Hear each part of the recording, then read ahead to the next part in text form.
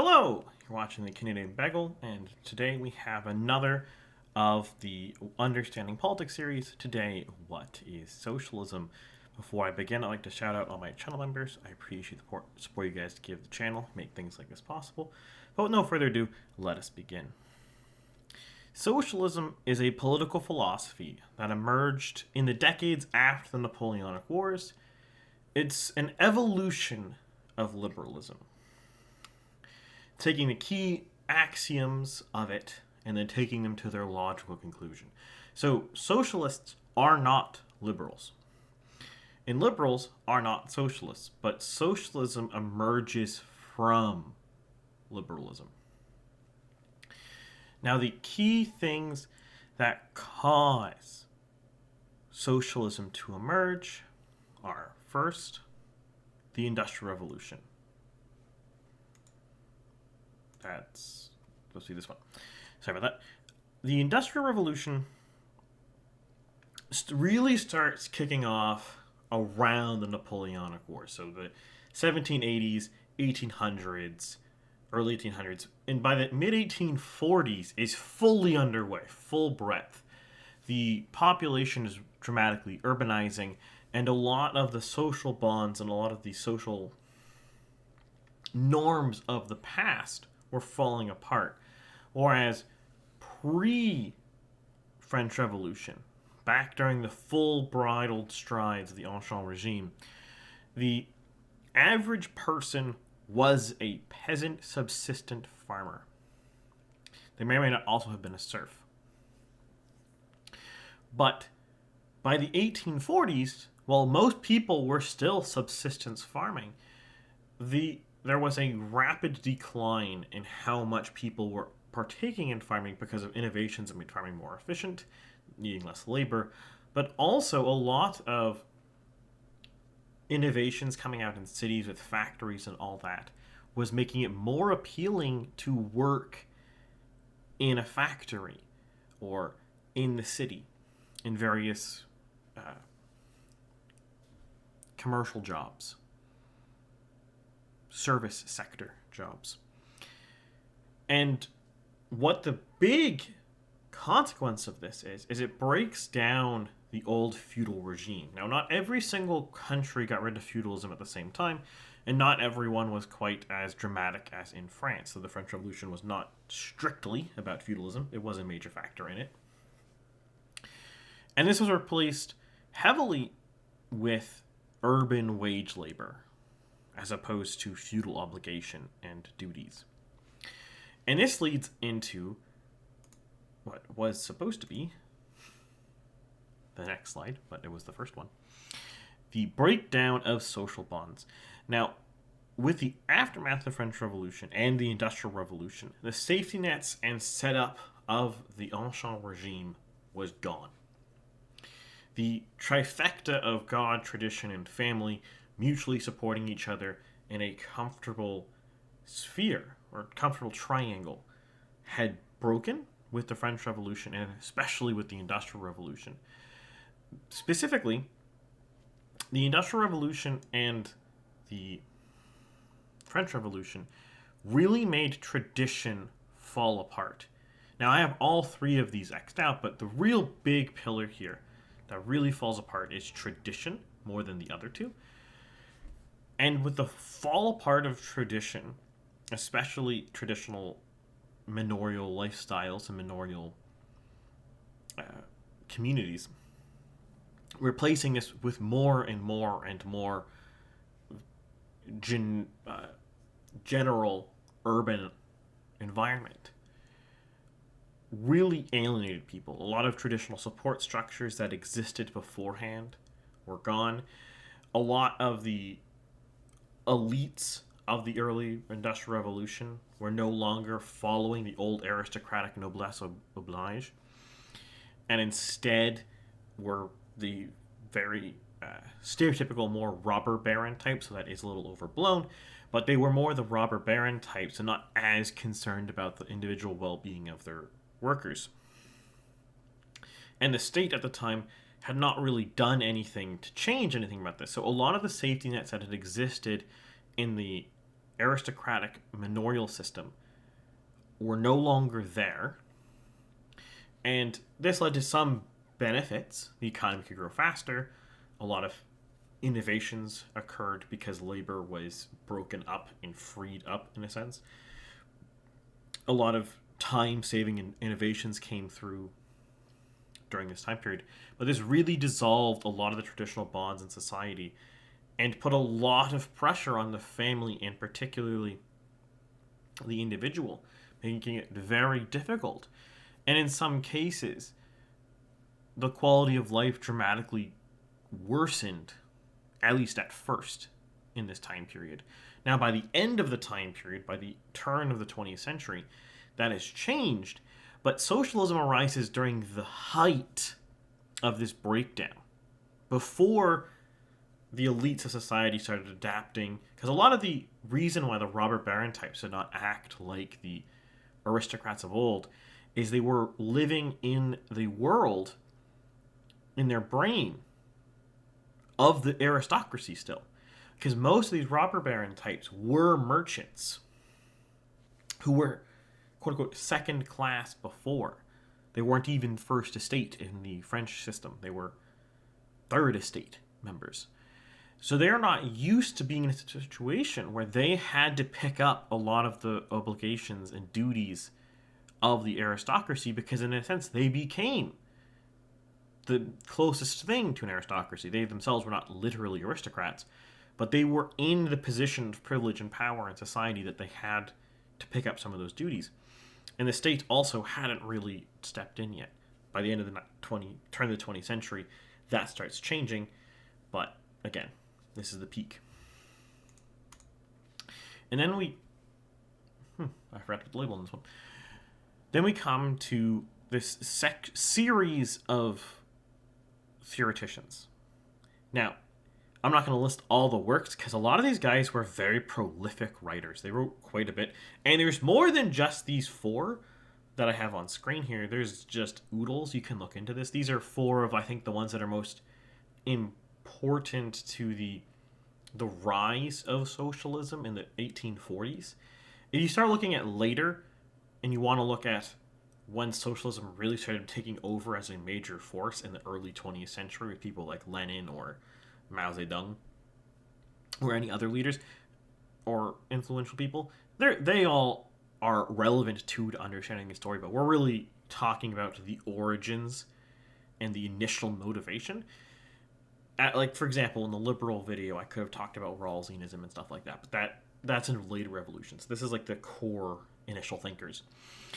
And so these core thinkers are, from left to right, we have Pierre Leroux, we have Friedrich Engels, Henri de Saint-Simon, and obviously Karl Marx himself.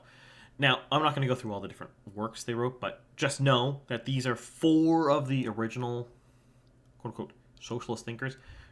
Obviously, Karl Marx and Engels are the famous for the Communist Manifesto and the Das Kapital and other similar works. They're the OG, quote-unquote, communists, if you will.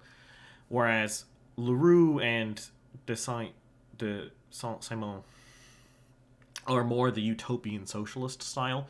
And there's other types of people in this time period who are grouped in with the socialists, a lot of the anarchist types.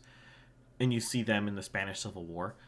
But I don't think it makes sense to actually consider anarchism as part of the rest of this, because a lot of communists or socialists will claim they're anarchists, or the anarchists will claim they're socialists. I don't think that is a useful conclusion or grouping, because if you do that, it really obfuscates a lot of things, because socialists and anarchists might in some ways have the same idea at the end, and they might have a lot of the same axioms, but their methods of getting to that end state are completely different. So trying to group them together, I think, just obfuscates more than it teaches. Okay, so, and then we get to here, the core trifecta of socialism. So, as I've touched on in previous series, every system, every ideology necessarily rests on axioms. These are positions that are taken a priori. They're assumed to be true. And everything else is built upon this. Some of these are more rationalistic. Some of these are less rationalistic than others, ideologies and axioms themselves. Though, even inside, say, socialism here, you can't prove any of these three. You can't prove materialism, you can't prove equality, you can't prove class warfare. These are not provable within socialism. These are a priori assumptions of how the world works. Now, in a lot of ways, once again, socialism is very much a logical conclusion of liberalism. It is one of the axioms of liberalism taken to its logical conclusion. And just as a refresher, the core axioms of liberalism are rights theory, liberty, and equality. And in this case, the logical conclusion of equality, in a very broad sense, is socialism, which is why the more egalitarian liberals start looking like the least radical socialists. The most moderate socialist and the most egalitarian liberal looks very similar because of this trend.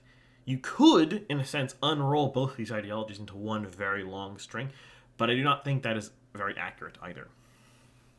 Now, socialism, again, like liberalism, is a rationalist ideology. That does not mean it is objectively correct. Do not consider rationalist to be the same thing with rational. What a rationalist ideology is it is one that is created and justified through pure reason alone. There is no God telling socialists this is how society should work. Socialism is a creation of men thinking about how to make society. It has no bearing to religion, to God, to tradition. Those are not important. It's pure reason. It is justified through reason alone. Now, this is not to say you cannot have religious socialists. They exist. You can also have, in some senses, traditionalist socialists. They also can exist. But neither of those things actually matter to the pure instance of socialism. It's created and justified through only reason. And it lives and dies through only reason. Now, let's go through these core axioms. So the first one is equality. This is the core of socialism.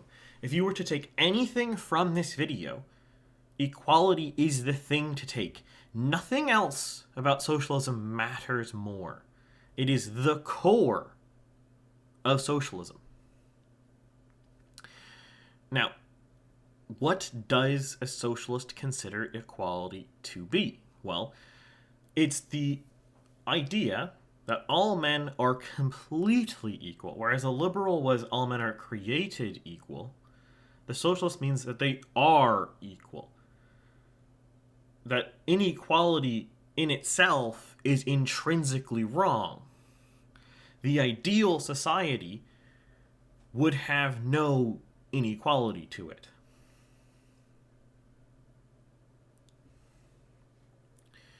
The next big one is materialism. Now, in a lot of ways, materialism replaces religion in socialism. Just like how rights theory replaces religion in liberalism. To a Marxist, to a socialist, to any other variation you want to consider, materialism is fundamental to the entire ideology, because it's the presupposition that the world, reality, is only physical things. There is no spiritual element, there is no deity.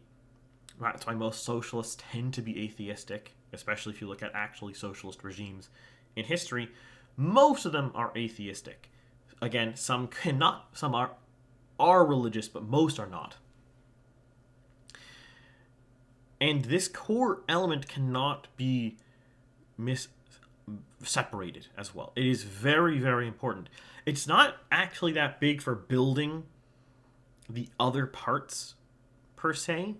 You don't necessarily see it pop up a lot in this video for the rest of it, but just keep in mind when you're discussing the rationality behind socialism, when you're trying to argue or debate with a socialist, or in turn you are trying to defend socialism, at the end of the day, everything will boil down to the materialism dialectic. The main argument when you see a socialist and a conservative argue, once you boil away all the fluff, it's actually just God versus materialism, and everything else are just extensions upon that. And it's one of the reasons, if you really want to go really broadly here, that socialists believe all men are equal completely, because if everything is materialistic, there is no inherent or any reason that there should be a difference between men. And the final one of the core axioms is class conflict or class warfare. Now, this is probably could go for an entire video, which I will not make probably because I don't think anyone will. I don't think I'll get enough clamor for that video. But one of the core parts of Marxist historiography, and I specifically say Marxist historiography because not necessarily the same thing as socialist, they overlap, but they're not. The Venn diagram is not a circle.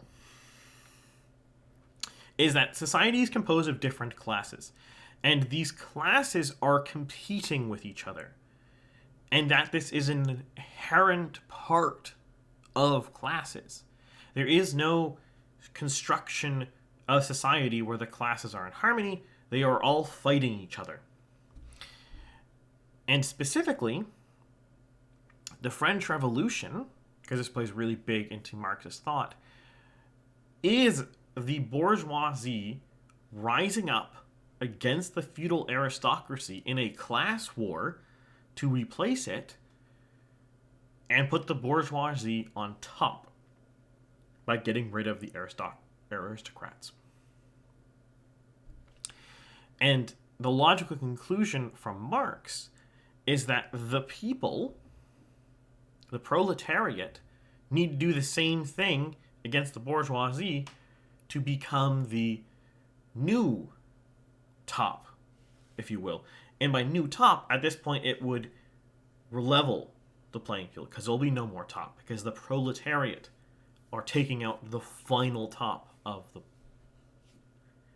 the class pyramid and will end class warfare. This is oversimplified, and this is quite complicated, but this really boils into the historiography most socialists will adhere to, and again, their understanding of society. A lot of arguments for socialist policies are grounded in us versus them, with them being the rich or the bourgeoisie and the us being the proletariat. And I will note too here, because this is important, the bourgeoisie is not just the Elon Musks of the world. To a proper Marxian socialist, the corner store owner is as bourgeois as Elon Musk. He might be a petite bourgeois, but he is bourgeois. Lenin has written or wrote that one of the big difficulties is dealing with the petite bourgeois because they will always want to become the proper bourgeois. So having small business can be very, very difficult because they will try to turn into big business. That is a big writing of Lenin's. And that brings us back to the core triangle of socialism. Now, socialism, compared to, say, liberalism or conservatism or whatever, the previous ones I did in the series, it seems more simple. And in practice, though, it's not at all very simple. A lot of these things are very subtle. In a sense, the different flavors of socialism, I'm going to cover in this video, are as different as, say, the different denominations of Protestantism. They all seem very similar to an outsider, but the differences are quite large in practice. And if they weren't large, obviously there would not be different denominations of Protestantism. They'd just be the Protestants. But let's start with the first one here. And we'll go to this screen for it. I'll touch on briefly these different categories momentarily, but we're gonna go through this column here. So the first major cleft is democratic versus revolutionary. Some socialists believe that equality and socialism can be achieved through democratic means, with only winning elections being necessary. Others do not believe that, and they believe that the bourgeoisie will never give up power peacefully. So the only way to create the socialist state, to end the class conflict, is through revolution. It is the only possible outcome. The second major cleft is how much private property is allowed. Now, most socialists will tell you that even the most hardcore version of communism allows personal property. I will not get into that distinction here, it doesn't really matter. For the purpose of this video, private property will mean the ability to own the means of production in a sense. Now, you could argue, why is private property listed differently from means of production? Well, there is some nuance there that I thought having it separated would make it a little more clear, which we'll go into. So, on one extreme, you have the communists. Here would be the Marxist-Leninists and the Maoists. Any private property serves to undermine equality. So the only way you can have an equal society is with public ownership of the means of production, and there is no private property. Now you might think to yourselves, here, wait, doesn't communist China have private property in a sense? Yes, but it's kind of diverging from Maoism. Or evolving, if you want. So that's why that difference is there. Under Mao, it was very much different. The other side of that view, though, the more progressive or democratic socialist side, is you can have private property, or at least you can tolerate private property, because redistributive programs from the government can solve or mitigate most of the inequality caused by this. So that would be basically your classic public health care or public education, all that kind of stuff being paid for by taxes on the rich. Now, there is a related cleft to this, which is how the means of production are handled. And there's broadly, again, two camps, public ownership or private ownership. Democratic socialists are a little mixed on that. Some of them can be full public, some can be full private, some can be a mix. But there is one kind of third, smaller camp. And it's really only, I think, seen in syndicalism, but I could be slightly wrong on that. I'm not. There, again, with these videos, I have like 7 different versions of socialism here, 7 different flavors. Sorry, 6. That doesn't mean that this is every flavor of socialism. There's a lot. Again, you can make as many as you want, pretty much. But these are supposed to be like the major camps. And so for syndicalists, it's not strictly publicly owned. It's not strictly privately owned. It's kind of like a syndicate.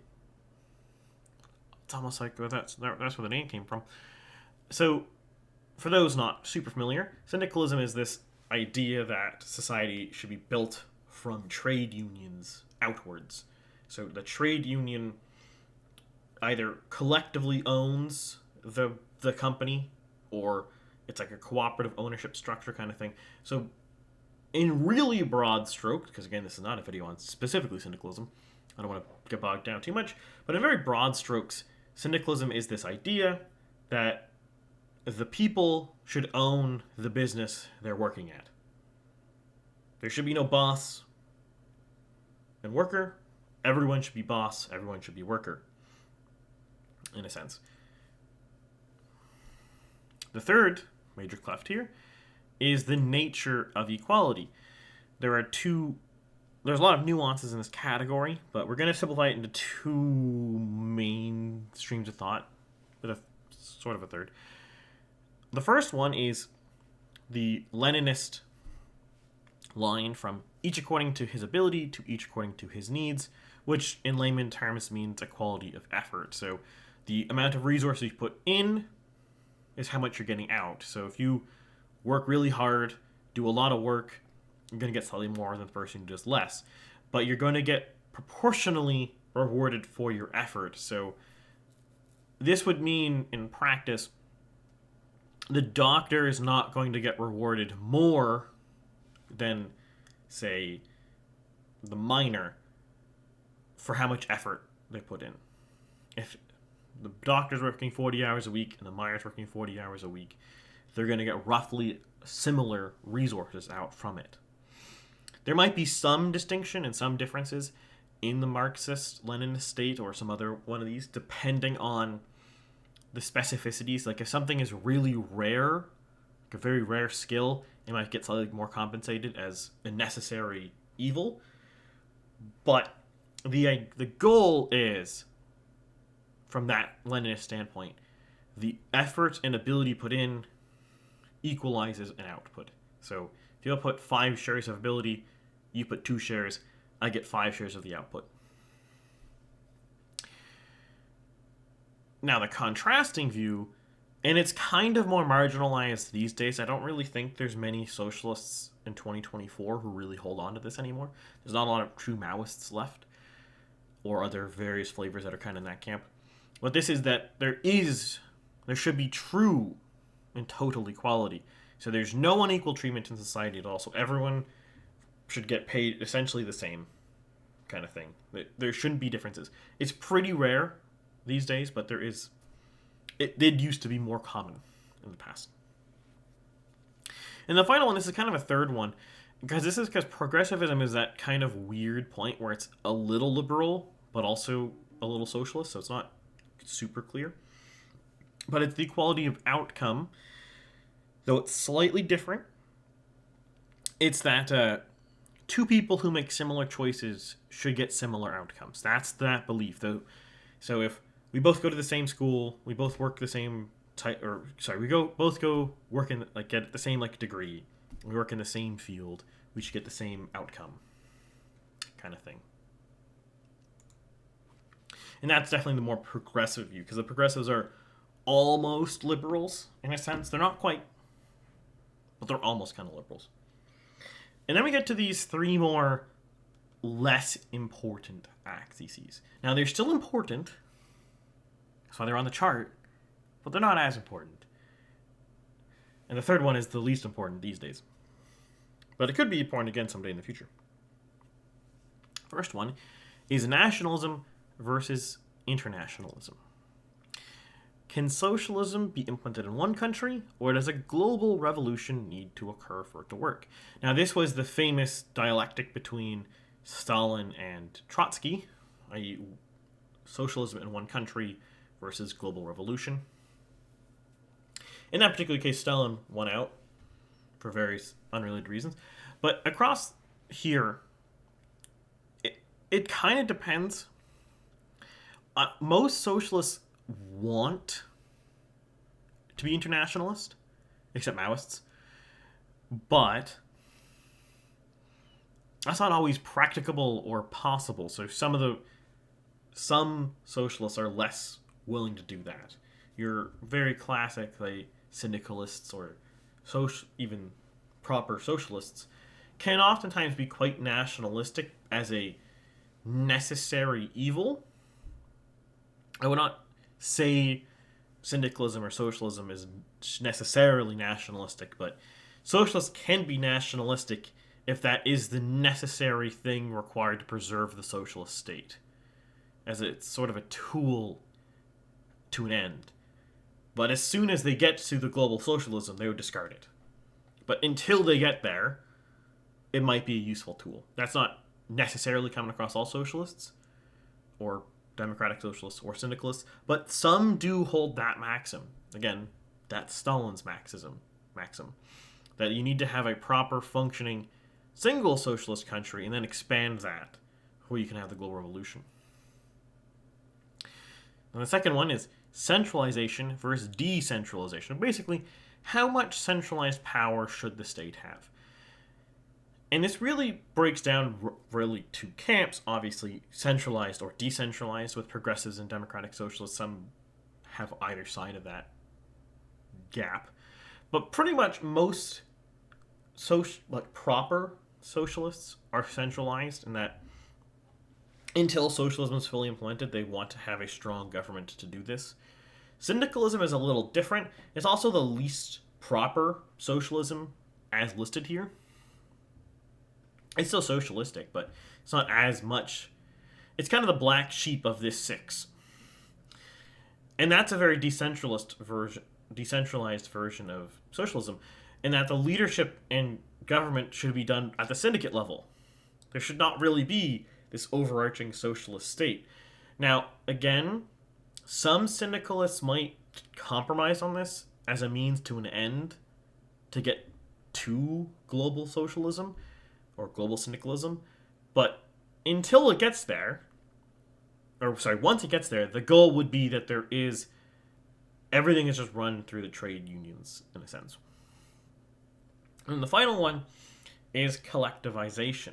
Now, this is not collectivization in the sense of collectivist versus individualist.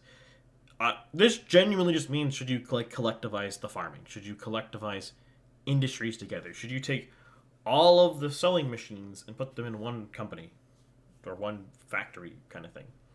Should all these farms be jointly run?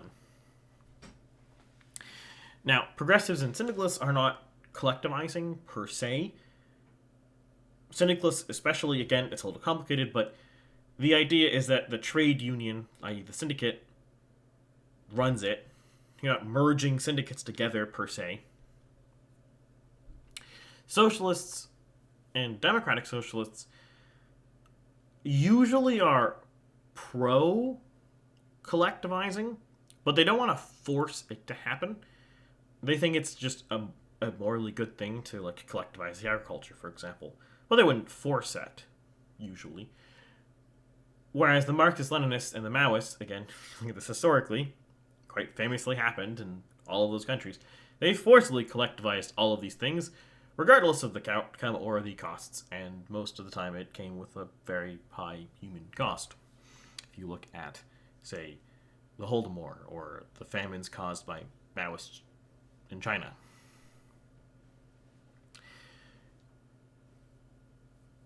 So just to quickly run through the six, now that I've touched on the different categories. So progressivism is, broadly speaking, the most amenable version of socialism to a liberal democracy. In a liberal system, it will be the quote-unquote leftmost part inside the Overton window. Now, sometimes democratic socialists like Bernie Sanders can creep in, but that's rare.